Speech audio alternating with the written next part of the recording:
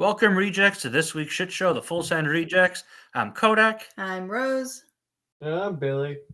Hey, you did it. Good job. Yeah, I told you I wouldn't fuck it up.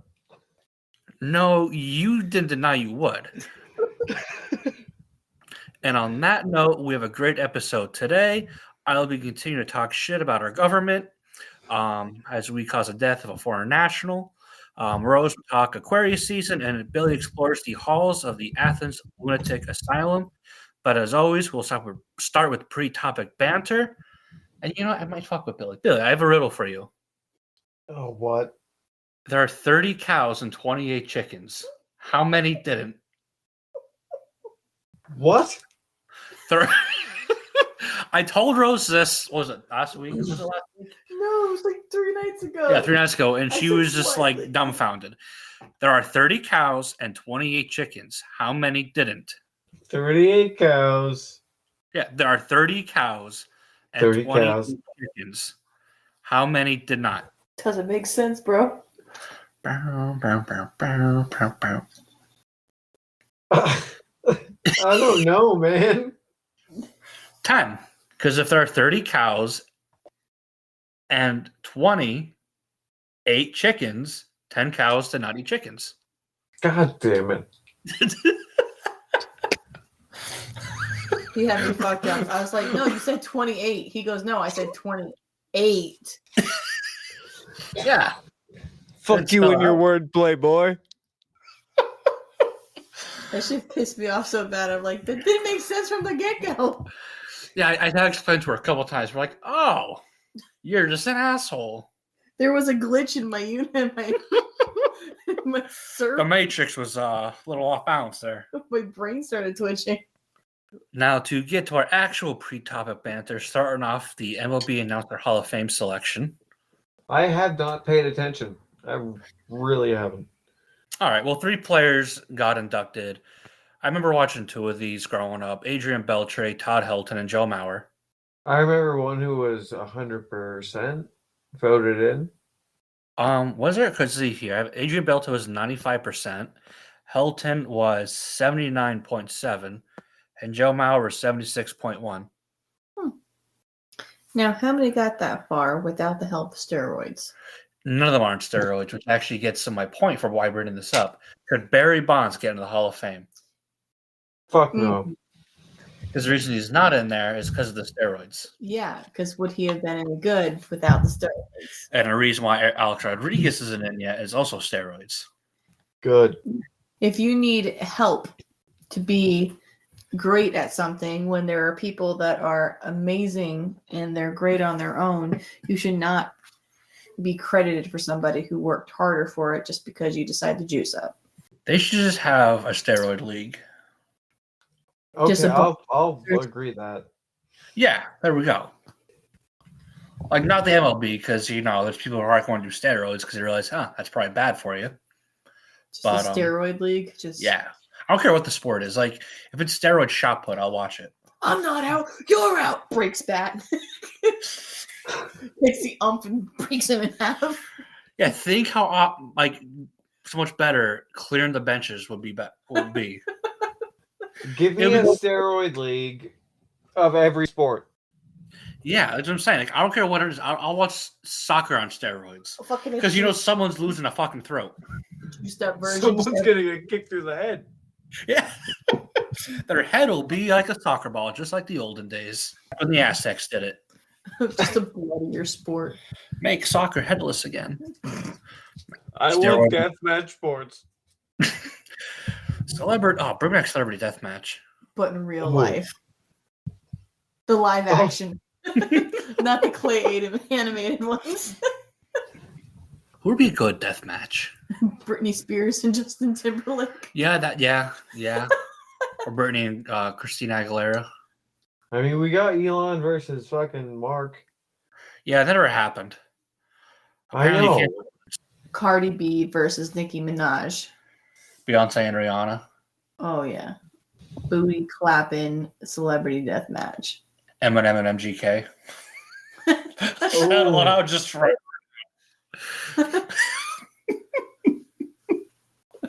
That'd be a I fun think- one. Yeah, it would sell out. Tom Cruise versus Scientology. Scientology. Just everybody else in Scientology. The guy who's Savoy Chef from South Park, he's a Scientologist. Have them fight. Who's the other big Scientologist guy? The one from Greece. What's his name? John Travolta. Isn't he a Scientologist? I think so.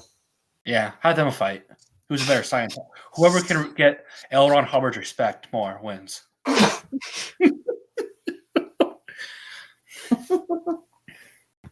Oh man, that's gonna be its own little segment. Yeah. I'm trying to think, who would be another Johnny Depp and Amber Heard? The turd in the ring. I was gonna say she gets to have a turd though. And he gets a John Dirt. Oh my god. Oh goodness. We're having way too much fun with that. Kurt Cobain and his gun. Oh my god. Rip. Okay. Better yet, make death row convicts fight each other. You win 10 fights, you get out. 50 Cent versus guns. Man's been shot how many times? 9. No, that's a lot. Yeah. 9 times, man. I wouldn't have made my name 50 Cent. I would have made my name Swiss cheese. There's just a bunch of holes in it. Yeah. Well, before I get canceled, because I have some bad ones going in my mind right now. Did it involve the stash? It may have involved the stash, yes. Yeah, it may. There may have been, some things in there. It was about to get heated. That's what I'm about to say. I knew it was going somewhere. I knew it was a matter of time before you turned on the oven. Yeah, there was a tower or two that might have been involved. A pair of twins. Shut the fuck up. Anyways. Not cool. My powder coating oven broke this week. The G1. The oven broke down before he did. Oh, no, it broke down when it broke down. It's fine. It still counts. It broke down before you. But speaking of you breaking down, I'm ready for Baltimore to lose this weekend. Shut the fuck up. Well, let me tell you something. So I'm sitting there thinking, and I'm like, who do I want to win this game? And then I'm like, you know what? Fuck Baltimore.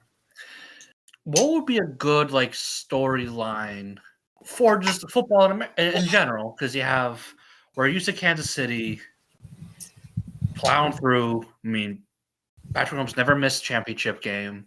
It'd be cool. Lamar taking Baltimore to the first Super Bowl since 2000. What was it? 13. 12. Yeah, well, 13 they won it, but it was somewhere in that time frame. So I'm like, you know what? I can be okay with Baltimore winning. I know we're rivals, but it's like Pittsburgh and Baltimore is like those two brothers that grew up fighting with each other all the time. But you still want the other one to succeed a little bit. Yeah, exactly. So I'm like, okay, I can go Baltimore. And then I saw Jason Kelce do what Jason Kelce does. And now that I know he'll get the spotlight, not Taylor Swift, because he'll be a drunken prick. You just want him to shake it off. Yeah. So go Chiefs for Jason Kelce. I don't hate the Chiefs for Taylor Swift. I actually enjoy it because it makes people mad. But Jason Kelce's a goddamn delight. Yeah, he is. That man's a national treasure. Just imagine what he'll do with at the Super Bowl. And apparently, it's like one of the 50 TikToks I sent you today. Kylie was saying she was doing an interview where Jason was up there, he wanted the full Buffalo experience. That's why he's shotgunning beers at not bowling balls, the Magic 8-Ball in the parking lot, whatnot. And he's like, I'm gonna take off my shirt and go out there. And she's like, okay, she supported it. And the third time, she's like, okay, there's security out there, and you're making their life really difficult. Can you please stop? For the sake of them. That man has. Even when the camera wasn't on, he was going out there taking pictures with fans and he literally drinking picked beers. Up some little girl and brought the little girl to Taylor Swift. Oh, yeah. Bitch didn't wave back to her either.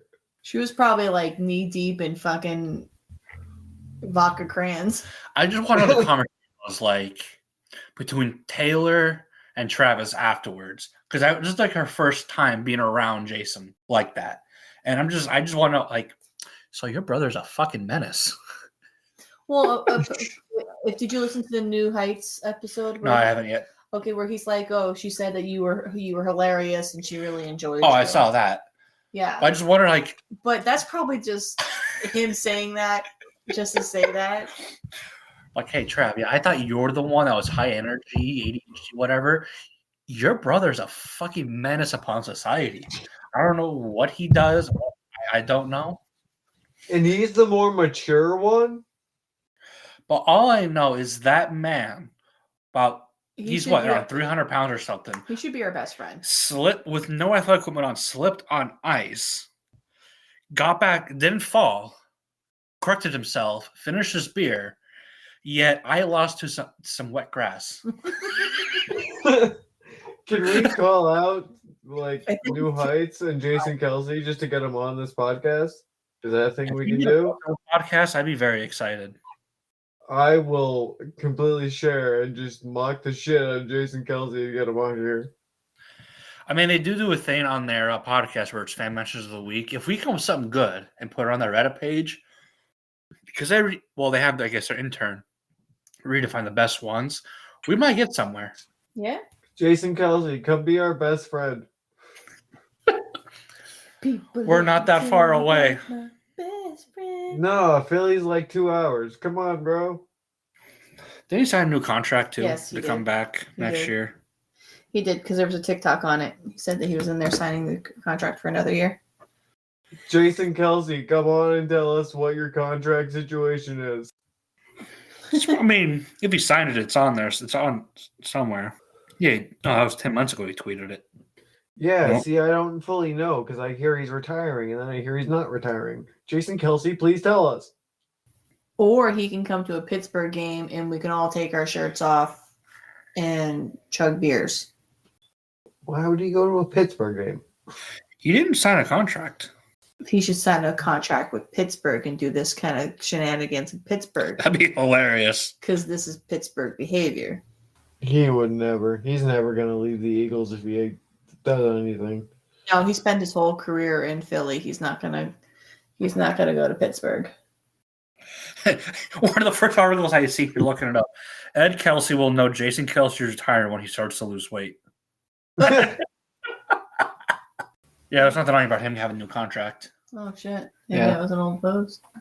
Which I should have thought of this before, but he can't sign new contracts yet. What do you guys feel about the so-called scripted?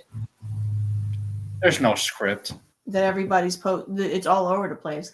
This happens every year. I know, but it's like, script. Wonder how often the script happens every year? Once. Oh, never. When you bring them from Madden. Yep. And even that's a little dicey. I just, as much as I love a good football game, and I don't think Taylor Swift is the most annoying thing. If anything, I love that she's made the NFL a shit ton of money and it has encouraged more women to entertain games. Taylor Swift is good for football. She is. It's expanding the game. Because if more people buy tickets to go to games because of Taylor Swift, it gives the teams more money to be able to afford better players. And plus, there's also a lot more men out there right now not being yelled at for watching football every Sunday. Yeah. I just love everyone that's pissed off about it. That's really fun for me. I do enjoy it. Nice. I love that which people is just are allowing it to ass backwards because people being pissed about it draws more attention to it. Yeah. Which is amazing. Yeah. Let me go on Twitter. I'm sorry, X. Let me go on X and bitch about this. Shut the fuck up. It's Twitter. Football. Oh, what's going on here? There's a billionaire watching football, cheering for her boyfriend. Let's riot. We don't need to see celebrities when we're watching football. Bro, I got some bad news. If you look over Detroit, they always show celebrities if they're in the building. Especially the big games. Yeah. I'm sorry. Matthew Stafford is probably celebrity status at this point. Also about Eminem. Oh, yeah, him too. Detroit game. And then them playing his fucking music and him leading the whole crowd. Poor Matthew Stafford, though. Hey, he got his trophy, all right? He got his thing. He's good. I will not feel bad because him, his wife, and or his kids were booed. It's a Fuck those kids. I don't give regular a shit about the game. kids. Regular season game, I would have had a problem with, but it's the playoffs, all right? You don't fuck around playoffs. No. That's why once we go grocery shopping tomorrow, our asses are sitting on this couch. And Yeah, watching first game, football. 3:30. Yeah, that's gonna be a fun time. Yeah, it's Baltimore first. Oh, yeah. We'll make sure to message you every step of the way. Oh, thanks. I'm glad you're there for me. Yeah, Anytime, for bud. good times and bad. Hopefully bad. Yeah. And good for us. This is podcast matrimony. We love you too. Oh my god. It should be a tasty treat. I see what you did there. Uh-huh. Fourth wall break. Fourth wall break and a fourth wall break. 4 squared. 4 squared. 4 squared and 6 years ago. We had a people still play Foursquare? That's a game, 4 squares? The basket with a little dodgeball. Oh. Yeah, you bounce shit. Yeah. Yeah, the only dodgeball game we play is don't get hit in the face. I was bad at it. Yeah. I may have broken glasses or two. On my face and others. That was a tetherball. Listen, you always aim Get for the that head. nice zip. Yeah, and you aim for the head, whether it's on your shoulders or the other one. Inflict pain. If you can get it to curve, you're top notch. Hey, you're looking at a dodgeball silver medalist here in high school. I'm serious. Natural athlete. Natural athlete. We were picked dead last, and we went. Don't know how we did it, but we did. Have you met wet grass before? We weren't outside, we're inside, okay? I was in my natural element. Bastards. Indoors. Listen, if there's wet grass this year for softball, I'm not playing near the grass. I belong. Why aren't you playing? I have an Achilles heel. In fact, it's whole Achilles leg. Yeah. I'm playing first base and I'm not moving for a fucking thing. I'm subbing out. Yep. But what she was alluding to here, favorite ways to eat a steak. Cook, restaurant, top and sides, cut, yada, yada, yada. Oh. Your idea? Billy needs time to think. First of all, if you don't like your steak medium rare, you should be eating steak. True. It depends on what I'm having with it. I do love a nice caramelized onion and mushrooms on my steak, depending on the seasoning. I do miss having steak and shrimp. But someone with your allergies. Tell us the shrimp that's been in our freezer for how long? I don't want to cook it and put it on top of this and season it with the steak and nice. It tells us it's 2 separate pans we have. I'm not cooking my steak in a pan when it can be made on the grill. Yeah, or the grill too. Oh, you want it on top of it. You want all that. Yeah, note how the grill has multiple spaces. Surf and turf, shrimp on the Barbie. You realize I can touch shrimp. I'm not going to die, right? Some people can die from it. Yeah, not me. I'm just saying. It's fake. However, restaurants. I do love a nice Ruth Chris steak, but it's so expensive. It's not worth it. I do prefer a nice home cooked steak. Yeah, I make the best steaks. And as far as sides go, any type of potato and a nice corn on the cob will do. I'm so wrong. I'm wrong about my own opinion. Yeah. Oh, I'm sorry. This is America. You're wrong about your opinion. Oh, I'm sorry. Oh, so I tell you that I prefer a loaded mash with a side salad. That's not what I was going with either, but that's even worse. Yeah, no, that is the wrong answer. That is the incorrect answer. You realize that when we went to Outback the other night, I ordered a loaded mash with a filet mignon with a side salad. Yes, I got that. I was there. I was present. Yeah, it was delicious. Yeah, no. You got any more additions to your thing there? I also ordered that spicy mango margarita that was really spicy. Ooh. Was it so spicy? That shit was bad. Yeah, that was a bad call. But I'm done. What about cut? Cut. I have to say the best of both worlds is a T-bone steak because you get that. The old bone. Yeah, you get the whole thing. You get one side, you have your strip, and the other side, you have your fillet. And that's the porterhouse. I just ordered the porterhouse yesterday. It was a New York strip and a porter. And a filet mignon. Do you understand a porterhouse and a T-bone are the same thing? It's just a bigger cut. When we were out back, the porterhouse was bigger. What? The porterhouse is just a bigger T-bone. Yeah. It is true. It's a T-bone. It's just called a porterhouse because it's bigger. It's the same cut. It's different though because porterhouse is bigger. Yeah. You're just trying to talk yourself out of sounding so silly. He's going to look it up. I am. We're going to Google. Difference. Okay, spell difference correct. There we go.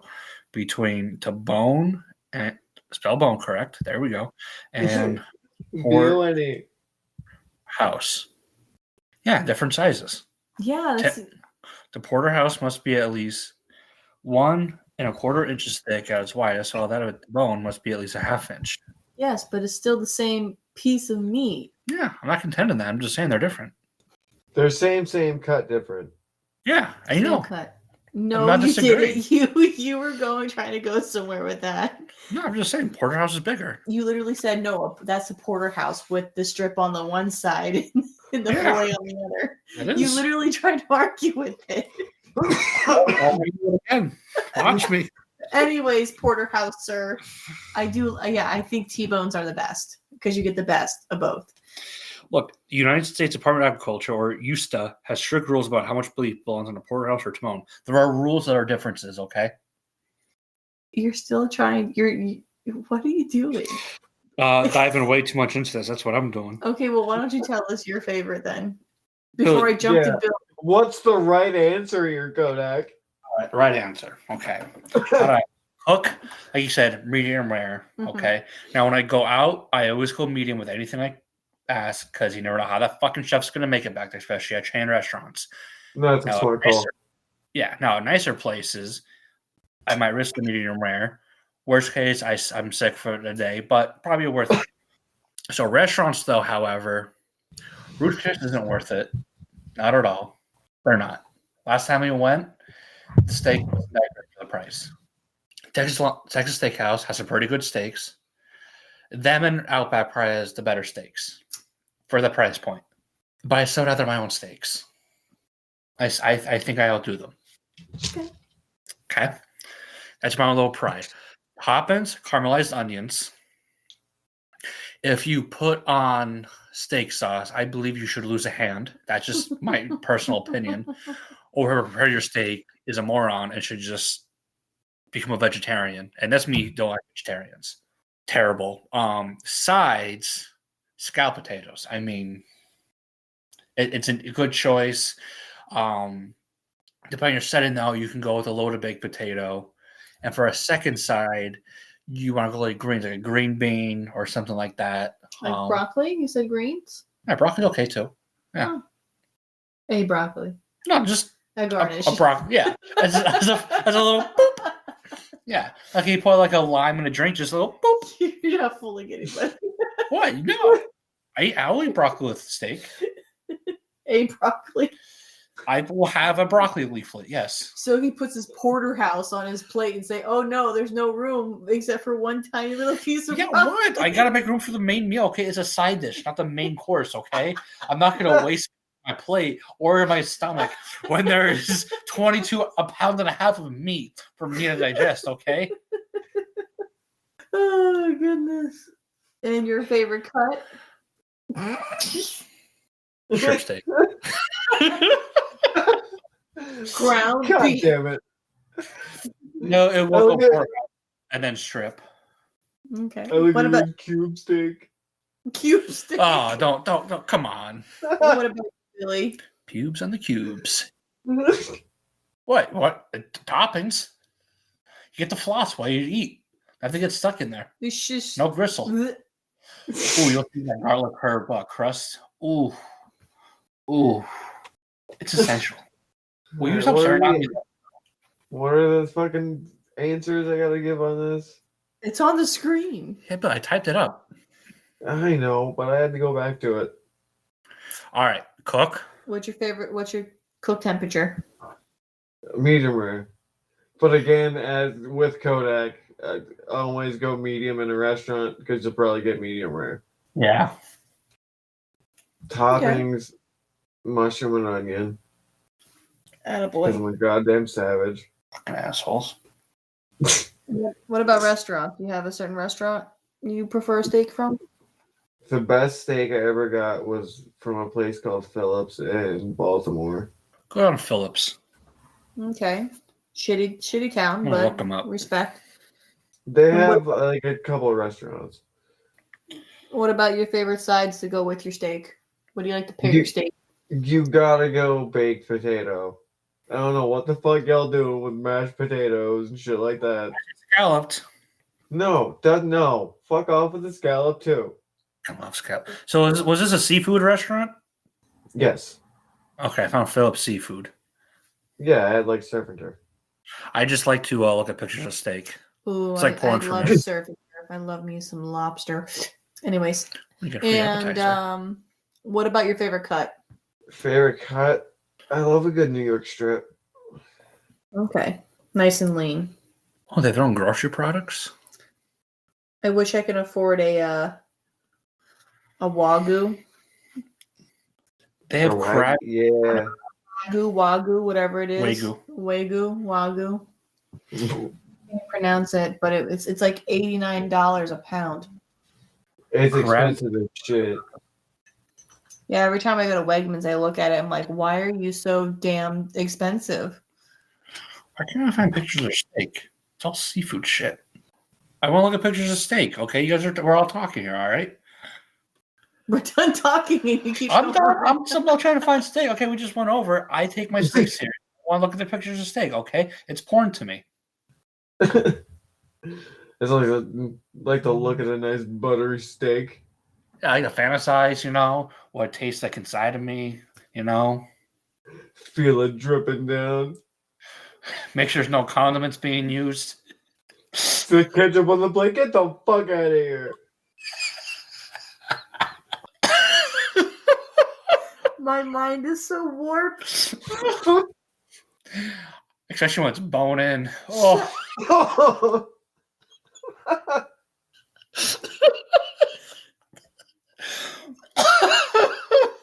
Professional podcasters. Starting the year off strong. So we want to start giving special shout outs to listeners who are being a little more interactive, commenting, sharing, and liking our content, being a big part of the group.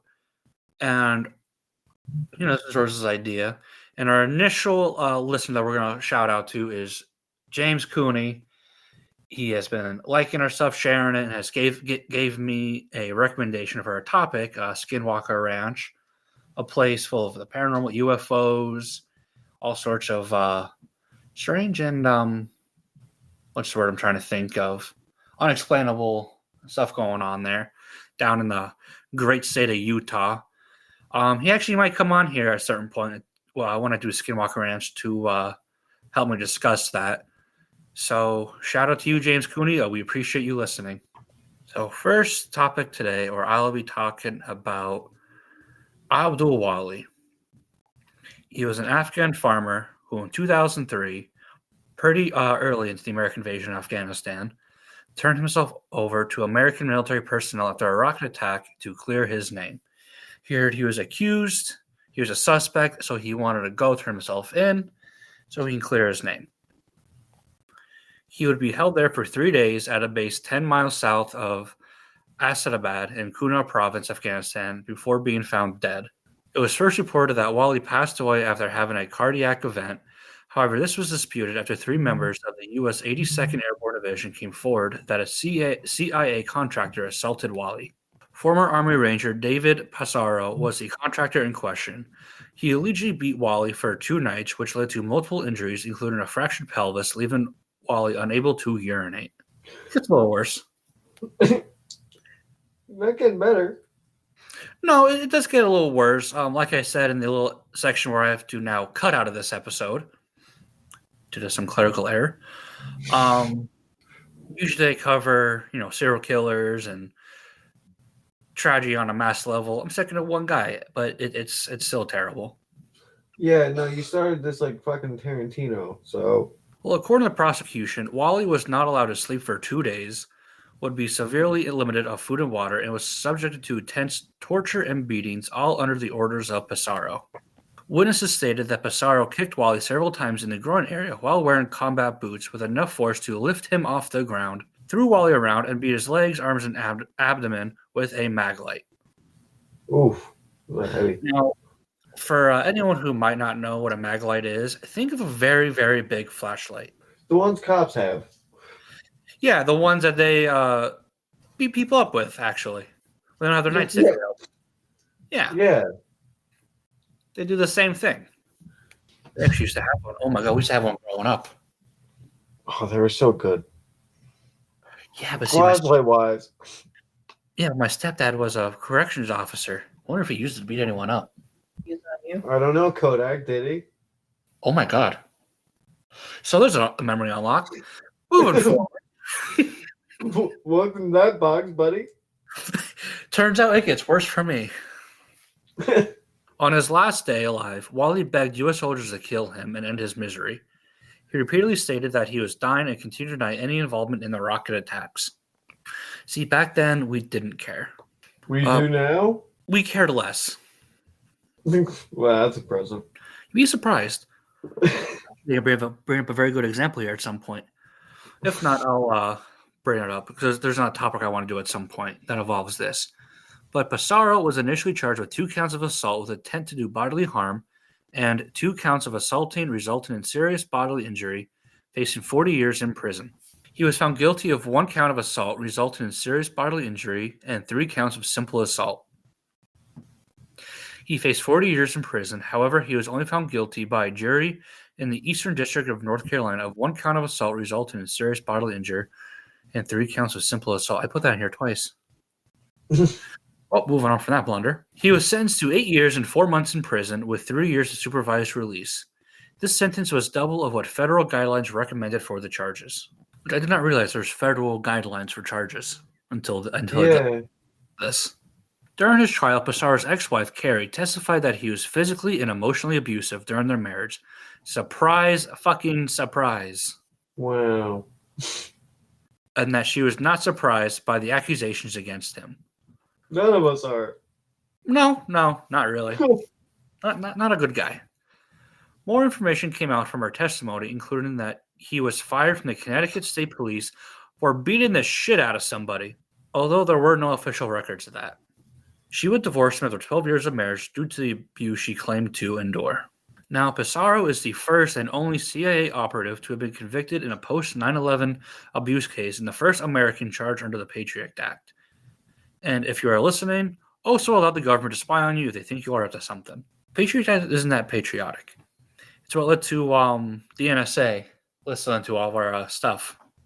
However, this law also extended jurisdiction to U.S. federal courts to include violations of law by U.S. contractors, like me right now.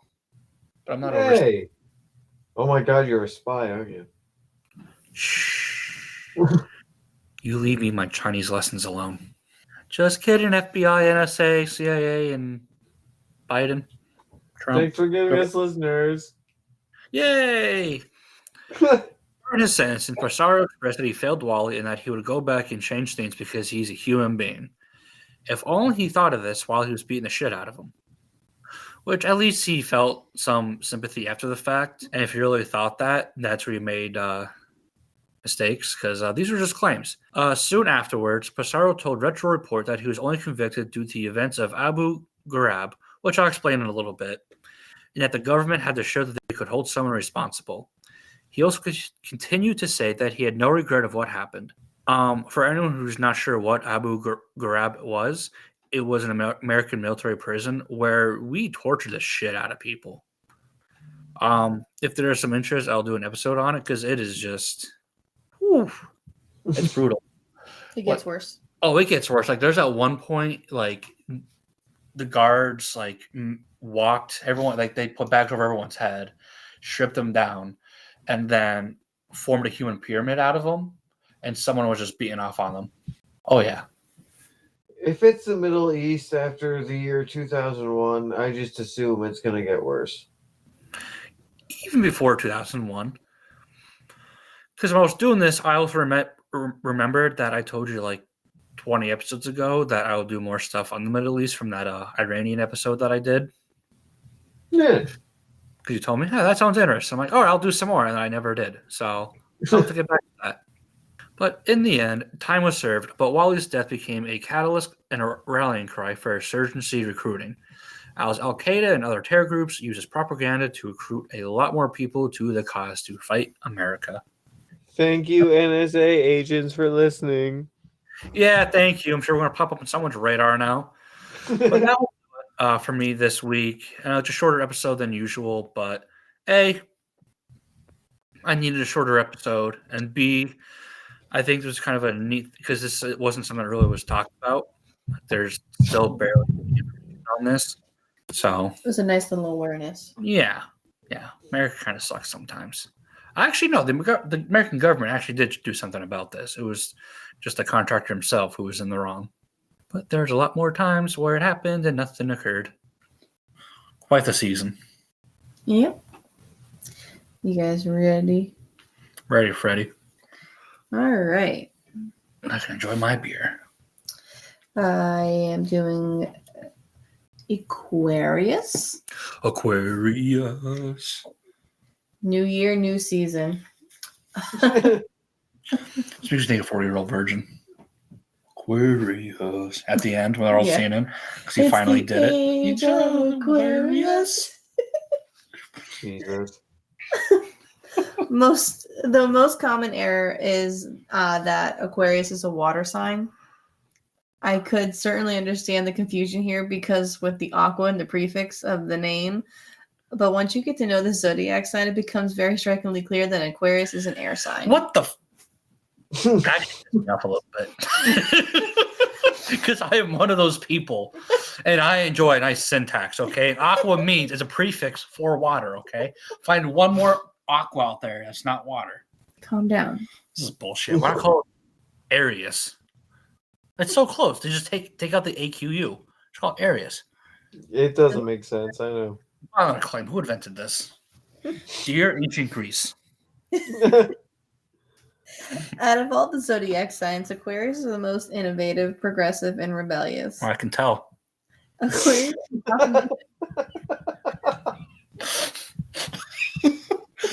Look at us. We're an air sign. We use water terminology. Rebel. Aquariuses can often be found planning a revolution or probably flaunting their funky, fashionable sensibility, and they are often I can't get over you. Overlooked. They have an often overlooked sensitive side that requires appreciation, support, and love. The air energy is all about the mind, intellect, curiosity, and deep social thinking, like the other air signs, Gemini and Libras. Yeah, so fucking intellectual. They can't use the right prefixes. I'm gonna find His wife. Oh, that's right. Yeah. I'm gonna yell at her. I'm gonna message her. Like the other air signs, they are passionate about their dynamics. Dear Aquarius, your zodiac sign is a lie. Be water or be nothing. She's gonna be so confused. Aquarius is ruled by Uranus. Ooh. The planet. This planet is governed by technology and surprising events. Uranus is shut up, stop laughing. Perfectly mirrors the Aquarius' attitude. They are big thinkers and they mustn't not forget their immediate surroundings. They could become so focused on something that they neglect their own family and friends, gaining the reputation of being distant in relationships. Aquarians should also remember that the progress starts on a micro level of compassion whenever possible. They're just don't Or other stones. Cold-hearted, distant motherfuckers. This sign doesn't. I can't stand you. What if I'm more Aquarius? Stop it! I'm trying to do my read. Go ahead. I'm just. I can't do it when you're like huffing and puffing and giggling. I can't help it. You go from laughing to being mad. You're like, this is bullshit. I am mad. I'm furious. Can't you tell? Are you gonna make a Facebook status on it? Yeah, I need Aquarius to identify themselves. 2024. You can't ask people to identify themselves. Don't watch me. I want them to identify themselves by their prefix. What if they not their pronouns or prefix? What if they identify as Aqua Air? Am I allowed to be mad? Turtles can breathe in water and they can breathe on land. You leave the turtles out, okay? They're natural Aquarius. Yeah, and they think outside the box all the time. Well, when you have nothing but shell, you can't do anything else but come out of it. Raise hell, praise shell. There's so many innuendos here. Anyways. Okay. This sign, where am I at? Okay. This sign does have a bit of a reputation for being cold and somewhat detached. They hate small talk, and they're totally disinterested in petty gossip and could care less about pleasing people. Oh, but Liz loves a tea. She likes tea, but she doesn't like to be a part of it. Oh, yeah. No, we just like watching it. I'm brain hurting right now. Every Aquarian is a rebel at heart. These air signs don't mesh well with authority figures, let alone give any representation of tradition. They are free-spirited, and you can also spot this air sign through their unusual hobbies. Probably don't give a fuck about phonics either. Okay, so I know this is going to be but this whole entire segment topic, Cole wanted us to tell Liz that he is learning how to crochet in school, and he knows hell yeah. And he wants to next time you guys come over and spend the night and have a Kodack weekend, he wants her to teach her some things. Dude, he's gonna love his present. Cool. Awesome. Anyways, back on topic, as long as Anthony doesn't go through another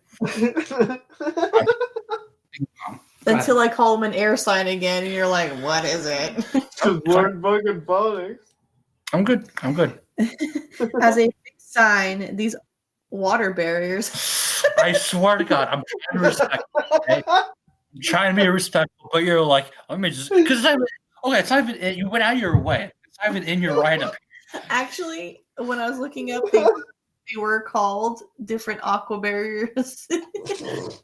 Why the fuck are they aqua barriers if they're air signs? But I took it out and because they're water vapor. Yeah, Vaporeons.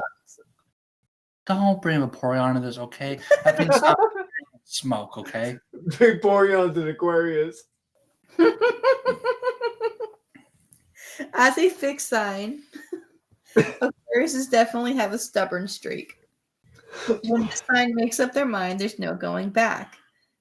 Their hard-headedness can get them into trouble from time to time, but once they're committed to a new system or approach, it's hard to get them to look back on the situation from a different perspective.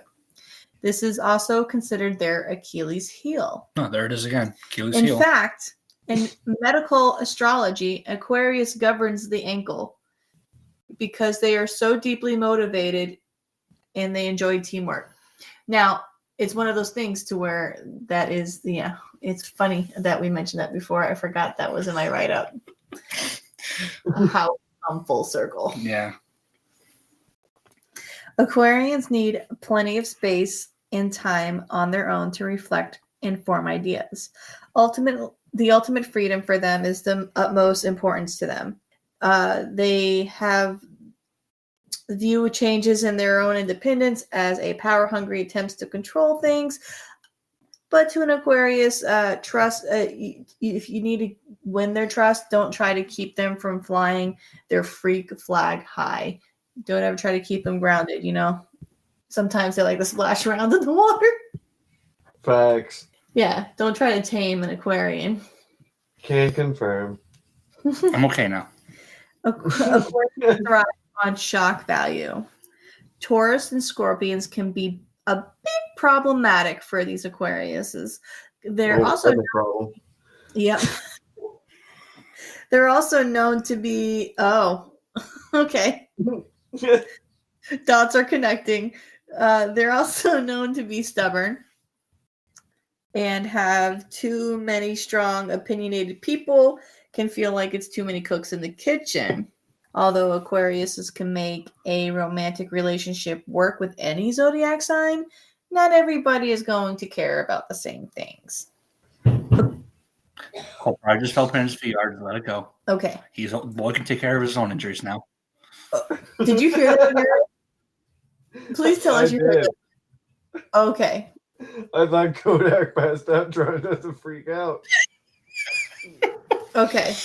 Aquarius' love and fearlessness of the fire signs, which is Aries, Leo, and Sagittarius. I have two of them. Loves you. And the intellectual connection of their fellow air signs, Gemini and Libras. God damn it. Yeah. No love for Billy. Hey, they can love any zodiac sign. Okay, he's included. Any. By default, he's included. Aquarius is attracted to people who are passionate and dedicated. No matter the zodiac sign, Aquarians are drawn to a lover who aren't afraid to break some rules. Like a rebel. Now, my favorite part of the segment, as we all know, is to find famous serial killers who fall underneath the zodiac sign. The first one is a very known one, Mr. Gary Ridgway. Oh, God, son of a bitch. Also known as the Green River Killer. Of course he is. Water air sign is the Green River Killer. Yeah. Not the Green Water Vapor Killer, the Green River Killer. I'm glad he was caught. He does. Sorry. He does I don't know why this is triggering me so much. I'm trying to stop interrupting. Go ahead. He does have some characteristics of an Aquarius. As after expressed, Gary's neighbors describe him to be friendly yet strange. Women he was with said he had a very, very, very sexual appetite, let's say. What's a very, very sexual appetite? Was it high or low? It was very high. Okay. It was voracious. Yeah, voracious. I was trying not to laugh, and I was like, I'm gonna butcher that word. And I'm like, Anthony's gonna say something stupid, and I'm gonna say something so stupid. I was trying to save you, and you just ruined it. It's like the segue. I wonder if he offered them any water. Shut up. He would lure his female victims to his clutches by showing them pictures of his son so they would trust him. Who was the son? Osmosis Jones? I didn't want to say something stupid about sexual. I was waiting for it. Second one on my list is Robert Christian Hansen. He was known as the Butcher Baker. Better use water. He was. How else do you make your dough rise? I'm so glad I went first. Oh, goodness. He was described as a very shy child, and he was believed to start killing in 1972, where he started picking up sex workers and raping them at gunpoint, and he would also take his victims to a secluded area and hunt them. You could have just bathed them. Wait. So he's taking them. It's like a serious question for once. First time this episode. Mm-hmm. You would kidnap the girls, mm-hmm. take them to a secluded area, and then actually hunt them? Mm-hmm. Like with a rifle, bow and arrow, that kind of game? I was very interested. I just got a brief description. Okay, so you didn't look too much into it yet. I didn't look too much into him, but I was very interested in. So you could do a topic on him at some point. I'm very curious because that's intriguing to me.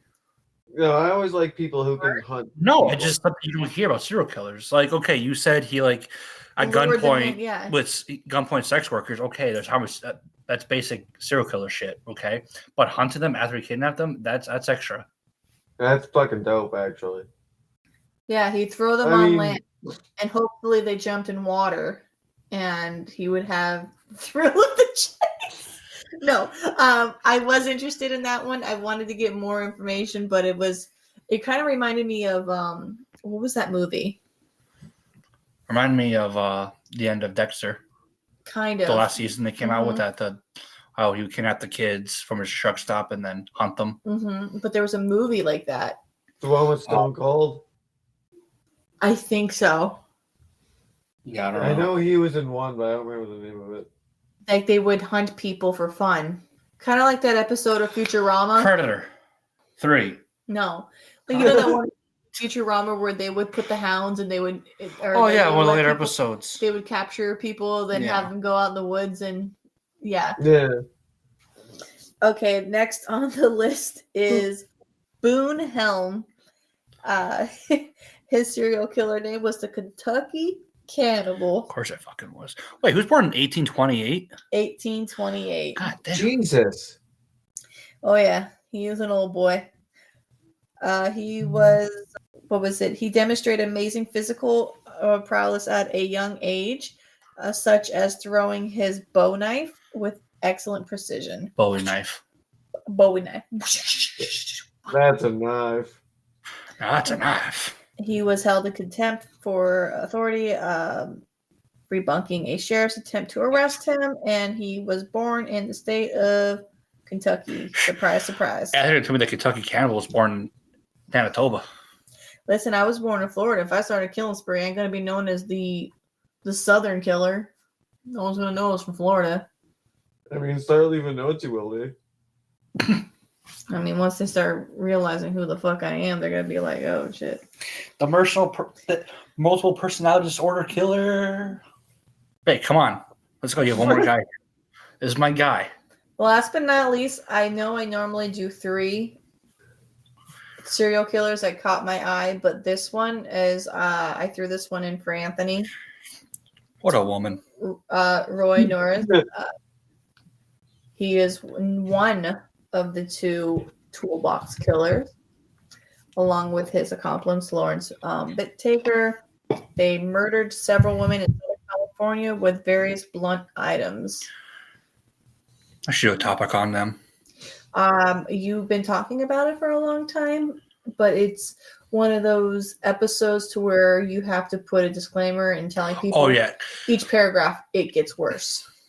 Considering because in one of I think it was the attempted murder. I don't know they did murder the one girl, but police found because they recorded their killings because they went back and like listened to them.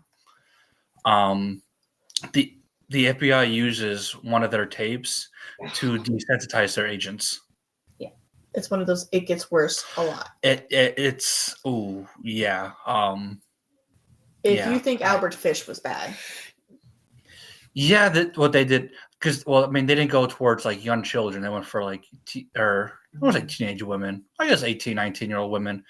You're on college student women. And it tortured them. I'm saying rape them. The contents were on a level of fucked up. Yeah. If you thought that Albert Fish was fucked up and it was hard to listen to, this is going to be one of those ones that's going to be hard for us as co-host. And it'll be one that will be difficult to make a lighthearted situation out of things. Like I remember the one girl. She was hit. She was hit multiple times with a sledgehammer in the chest. Nailed it. And See? they got hit with nails too. And then I think afterwards she like had her nipple torn off with pliers or something. Yeah, one of those. Nipple tear offs. Ice. It's not even the worst of it. Did they use ice picks too? Yeah, they used some ice picks. That was just when things were getting watered down. Were they Aquarius? Obviously, one Getting watered down. Yeah. In the air tonight. I can feel it getting wet in water tonight. I'm done with you. I'm Listen to an asylum. Is this an asylum or is it not an asylum? Oh, just wait. See the word asylum. How many times has he had an asylum and it's not an asylum? I'm sorry, I take words at face value like Aquarius. Signs when you have a water prefix. Don't call yourself an asylum. Are you bleeding? On your nose? Yeah. Oh. I will go get those nose pillows. Yeah. Tissues. Yeah. Right there. Yep. Thank you. Do we need to pause? No, we're okay. She's a trooper. I'm just dying. She's Are you doing cocaine? Huh? Are you doing cocaine? No. Blink twice if you are. I'd be skinnier. I haven't seen you in a while, so No, definitely not. Definitely not on the cocaine waistline scale. Common misconception. Yeah, my mom was a fat crackhead at one time. See, they way to fight against standards. they're always bad when they start. What a nut. Are you okay, Rose? Yeah. Did you just call me what? You do. I'm drinking my lovely, intelligent wife. Yeah. Because I'm an air sign. Yeah, I'm gonna fire since to start some shit. I'll burn it down. Are you on your side that's a water bearer? It was a water bearer. Doesn't make sense. It just fucking doesn't. Aren't you an earth sign? Me? I sure am. Billy. Oh, I shouldn't even. Earth. Wind. Water. Along with Taurus and Virgo, I believe. Or Scorpio. One of those. Yeah, one of those shit-ass signs. Anyways. I found another Lunatic Aquarius. French. Let's do it. All right. Welcome, Rejects. What? God damn it. What? I didn't want to forget. Did you see someone commented on your Stanford prison experiment for the post today? Did any comment? Unsolicited I don't garbage? think I read it. No, that was a different post. Oh. For this one, someone commented, fuck them.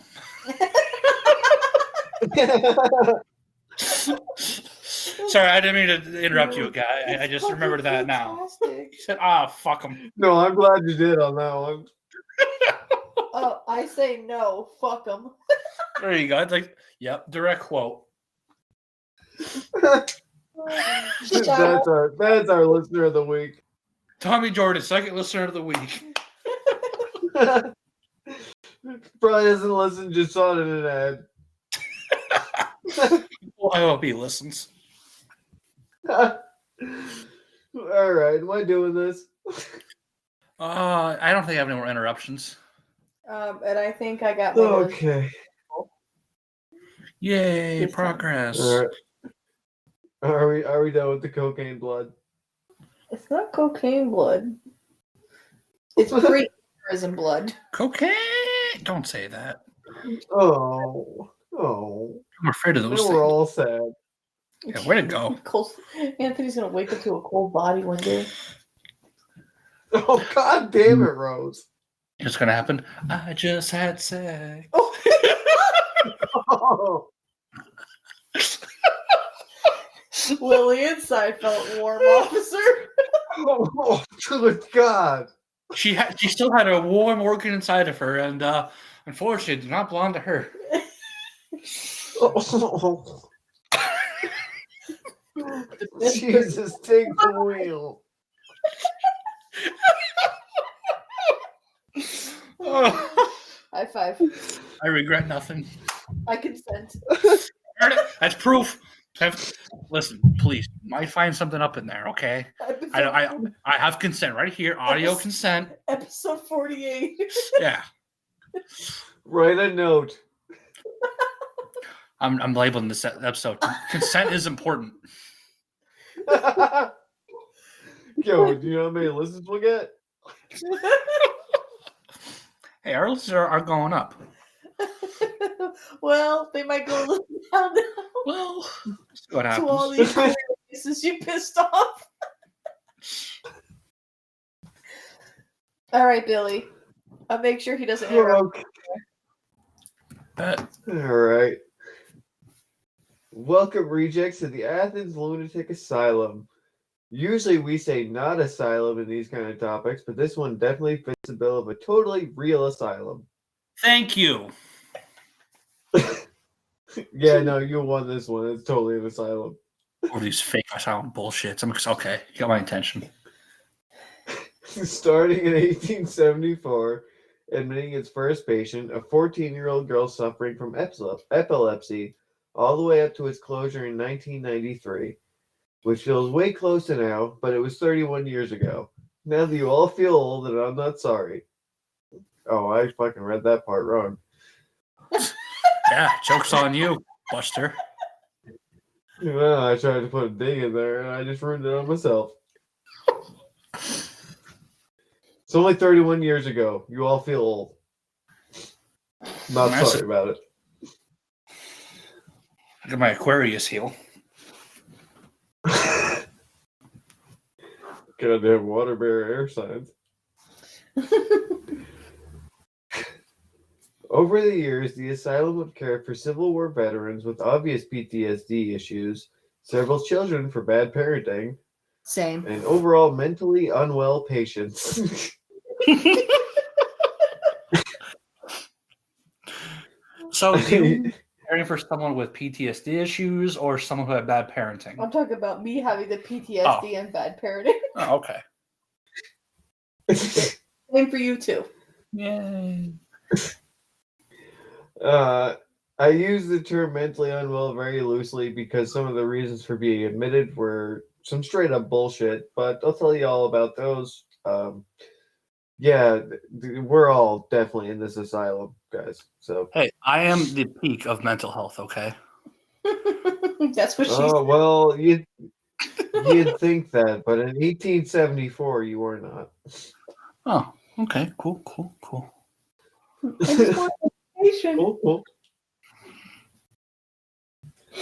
Originally sculpted by Levi Schofield, who we talked about when I took on Ohio State Reformatory, or Shawshank for the movie buffs. The building was set up following the Kirkbride plan, which we've touched on in most of the asylums that I've done.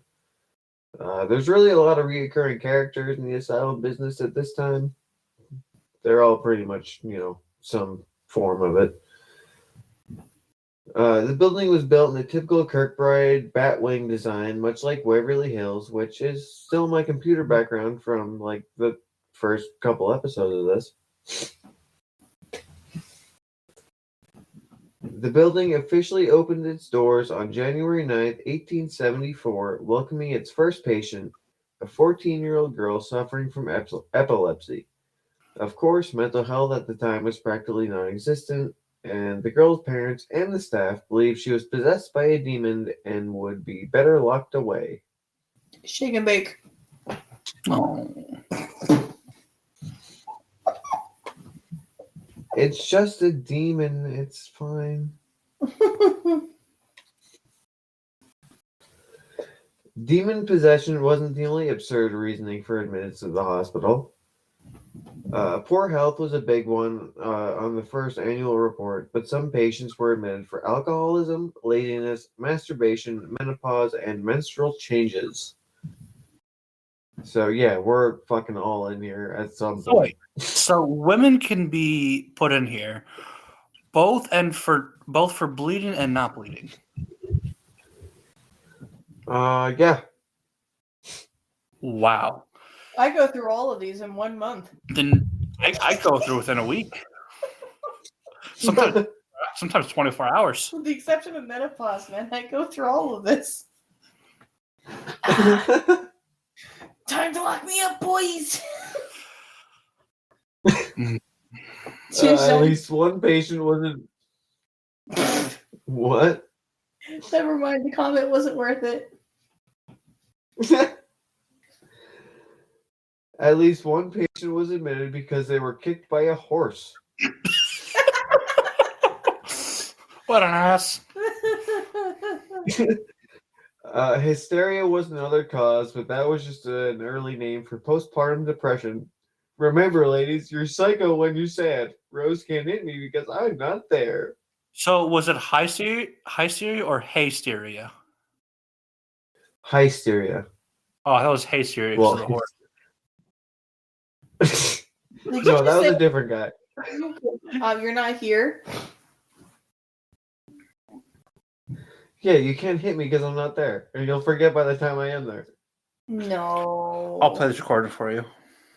I can't see. There's ways to hurt you, and sometimes it may not be physical. Dear Liz, you're an Aquarius. Be water or be nothing. Pick a side. Oh, I trapped one. Finding what? I'm fucking scared of that. I found an Aquarius to argue it. Is it Liz? No, she just left at it and didn't respond. She knows better. She's also playing Minecraft, so God only knows.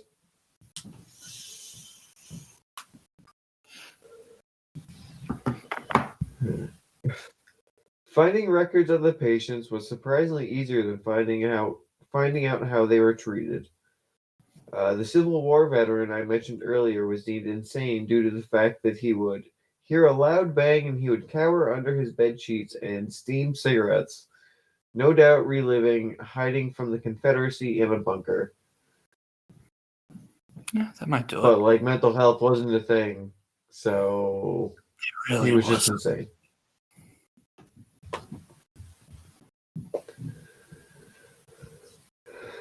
The name Athens Lunatic Asylum would change after only 2 years to the Athens Hospital for the Insane, which I guess is kind of a little better of a name. I can't pinpoint all the years, but the grounds changed names like Prince.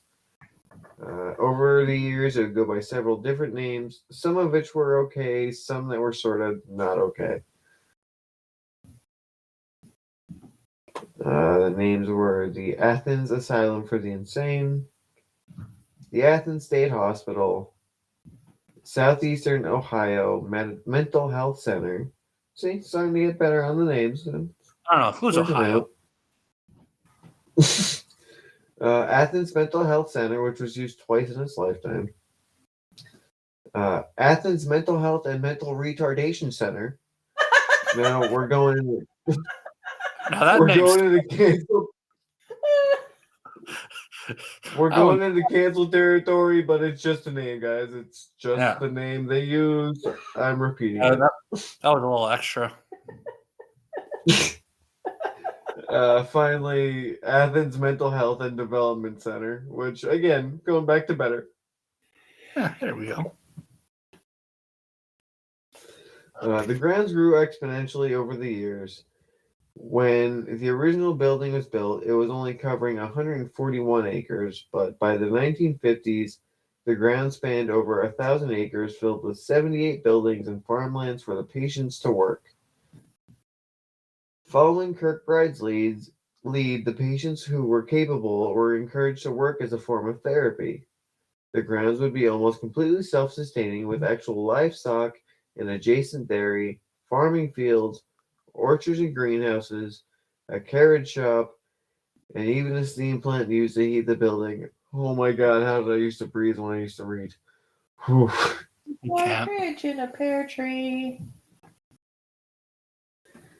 There was also a school on the grounds, an actual hospital, and when it became needed, a tuberculosis ward for the not asylum part. By this time, there were over 1,800 patients with 570 in the main building, which alone is way too many for the Kirkbride plan. You know, I find that a common theme with these asylums. Yeah, I get into it. Okay. Yeah, because I noticed it too. Sounds like a goddamn Aquarius. God damn it doesn't make sense. Air, water, H2O. Anyway, as I said earlier, finding too many details on the actual treatment of the patients is a little hard to come by, as the public wasn't allowed in or out. But over the years, patients would be subjected to hydrotherapy, electroshock therapy, and the ever-popular ice pick lobotomy. Between the years of 1953 and 1957, Dr. Walter Freeman performed over 200 of his infamous ice pick lobotomies at the asylum. Freeman's methods would use the help of electroshock therapy on the patients to sedate them, which is in heavy quotes, and would push an ice pick into the transorbital lobe, using a hammer to get it in there. For those that don't know what a transorbital lobe is for some reason, it's that hole that your eye lives in your face. Oh, I don't like that. Lobotomies would be phased out by the end of the 50s with the invention of Thorazine, which was labeled as a lobotomy in a bottle. Cool. Much like the rest of the Kirkbride planned buildings, Athens began to fall into disrepair by the 90s.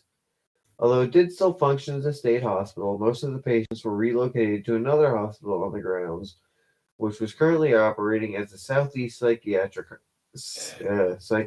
Hospital. Psychiatry? No. Psychiatry. Psychiatry. God damn it, I can't read. The building was once a dairy and can be still seen by the asylum under the name Appalachian Behavioral Healthcare. The asylum itself would finally close in 1993 after 119 years. Ohio University would be deeded the asylum in a sort of land swap with the state, and the grounds were renamed The Ridges in 2003.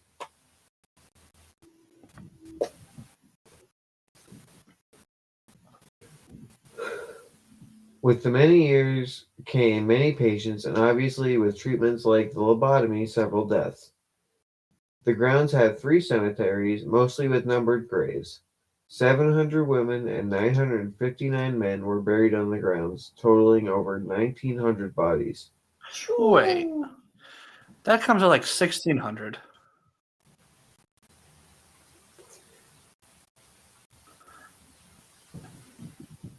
In the early 19th... You threw a number at me as I was reading numbers. You fucked me all up. You said it's total over 1,900 bodies, but 700 plus 950 is 1,600. Willie's glitching. Look, I didn't do the math. I just did the research, man.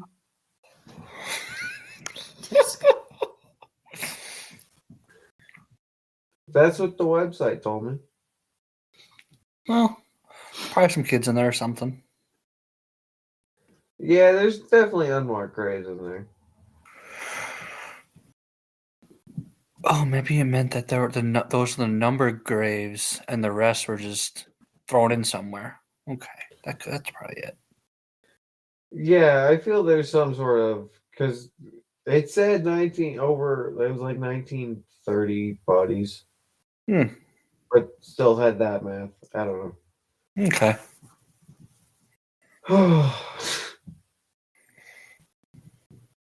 In the early 1940s, Ohio began putting names to the numbers. Although they continue the practice, there are still several unmarked graves whose record couldn't be found. In 2000, the National Alliance on Mental Health began a project to reclaim the cemeteries and restore them back to their original state. So far, they can account for over 80 veterans that are buried on the grounds. Most of the veterans are from the Civil War, but there are 2 from the Mexican War, 3 in the Spanish-American War, and 7 from all the way back in World War I. Only one of the Civil War vets was a Confederate soldier, and 2 were from the Colored Infantry of the United States. It's the terminology for the time, still not trying to get us canceled.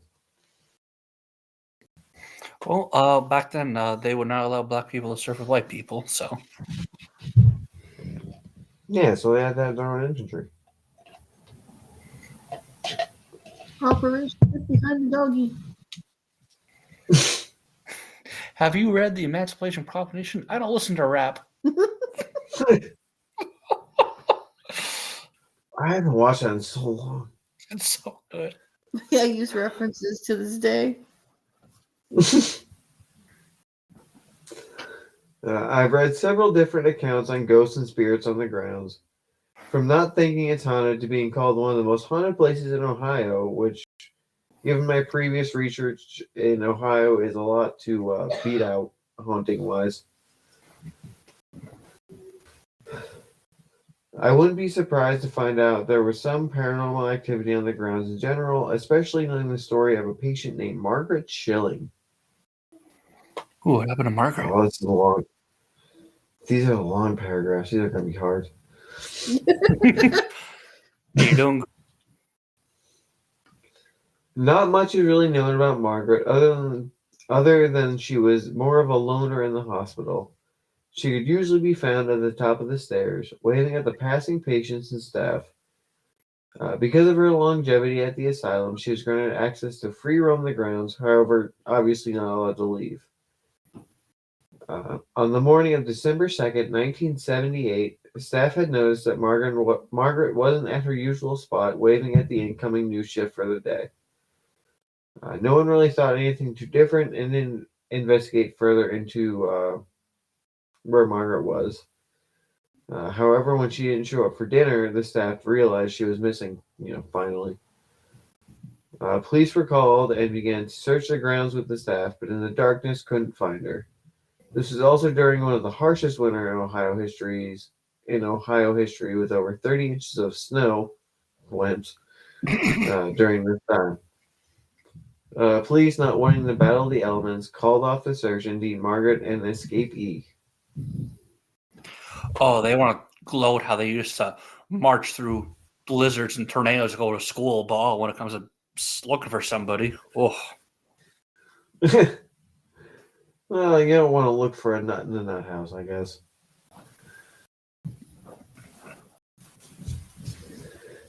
The staff, knowing Margaret, continued to search the ground for the next couple of weeks with no luck of finding their missing patient. By early January, they had all but given up hope, beginning to believe the police, actually. However, on January 12th, 1979, staff were notified of a very vile smell coming through the building. After believing the smell was coming from the attic that they had apparently searched a bunch of times, allegedly, they found the decomposing body of Margaret Schilling laying in the middle of the floor. As the story goes, Margaret likely laid down in a sunny spot of the room, seeking warmth, and passed away. Police were called and had come to the conclusion that Margaret had somehow found her way up to the attic and got locked in. It was then determined that she had stripped off all of her clothes in hopes of getting all the warmth she could from the sun in the spot, and froze to death sometime over the course of the 6 weeks. From the sun and the naked body, a stain was left on the floor in the imprint of her hair and body. The stain, as it would come to be known, is still visible to this day. It's really sad that this scared, mentally unwell woman would become just to be known as the stain. So, Margaret Schilling, the rejects salute you.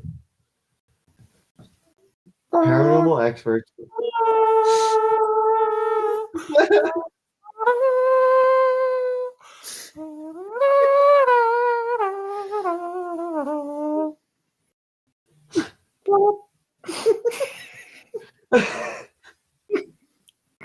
That was perfect.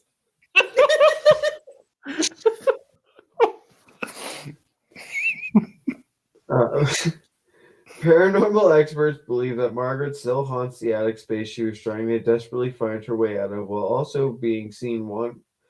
she is also seen wandering the grounds. Disembodied voices, the sound of gurney squeaking, and even lights having a mind of their own has been reported. Lit. Christ, I have a stroke.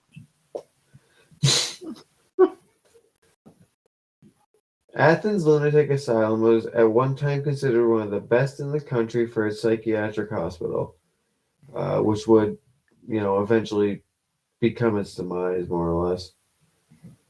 With overpopulation out of control and the patients and staff not being able to keep up, the staff resorted to treatments that were more torture than anything just so they could deal with the patients easier. After the past year of covering a lot of them, I can safely say that they are all practically deteriorating into madness as I fucked way up. After the past year of covering a lot of them, I can safely say that they all practically deteriorated into madness as the term lunacy began to cover things that, in all honesty, were just normal things. Homosexuality, normal changes in the human body, and just an overall bad mood would be reasons for your family to just dump you in an asylum. Of course, numbers skyrocketed and neglect became the norm. Writing this outro made me kind of sad and pretty much have zero faith in humanity, but we just keep on trucking. Following our 1-year anniversary, I'll take an in-depth look into one of our star asylum players and his patented procedure, Dr. Walter Freeman, the father of ice pick lobotomy. For the ice pick. Those big long paragraphs. Listen, sometimes when you have a long paragraph, you just have to take a smoke break. What? It helps. I didn't do that. That's the problem. Clears out the lungs.